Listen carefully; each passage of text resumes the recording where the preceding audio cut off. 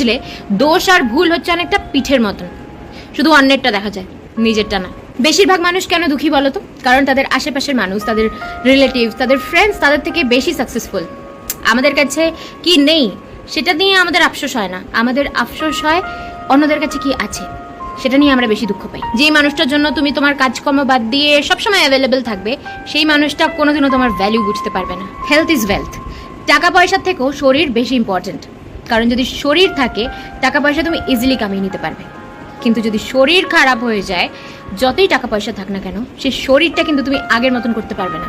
এইটুকুনি ছোট্ট এক ফোঁটা জলের মতন আমাদের জীবন, আর অহংকার সাগরের মতন। যারা যত স্পষ্টবাদী তাদের বন্ধু সংখ্যা তত কম, কারণ মিষ্টি কথা মানুষকে বেশি আকৃষ্ট করে। তাই যারা মিষ্টি মিষ্টি করে মিথ্যে কথা বলে দেয়, তারা দেখবে প্রচুর বন্ধু বান্ধব, তাদের সবাই বন্ধু। যেই ব্যবহারটা তুমি নিজে চাও না তোমার সাথে কেউ করুক, সেই ব্যবহারটা তুমি অন্য কারোর সাথে করো না। নিজের অধিকারের জন্য সবসময় নির্লজ্জ হওয়া উচিত, কারণ তুমি যদি লাজুক হও, তোমাকে ব্যবহার করে লোকজন চলে যাবে আর একটুও লজ্জা বোধ করবে না। কাদা সবাই ডিঙিয়ে যায় দেখে কাদার ভীষণ অহংকার, যে আমাকে সবাই ভয় পায় তাই ডিঙিয়ে যায়। অ্যাকচুয়ালি কি বলতো, মূর্খদের সাথে তর্ক না করাই ভালো, তাহলে কাদা তোমার গায়ে ছিটবে। যদি দিতে হয় তাহলে কারোর সাথ দাও, কারোর সঙ্গ দাও, কারণ ধোকা তো আজকাল সবাই দেয়। আমি ঠিক, বাকি সবাই ভুল, এইটা ভাবা আমাদের সব থেকে বড় ভুল। আমি শক্তিশালী, আমি বুদ্ধিমান, এটা আত্মবিশ্বাস। কিন্তু শুধু আমিই শক্তিশালী, এটা অহংকার।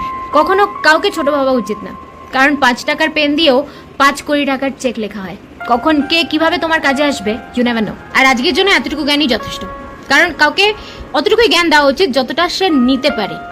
কারণ বালতি যখন ভরে যায়, তারপরে যদি নল চালিয়ে রাখো, তাহলে কি হবে? জল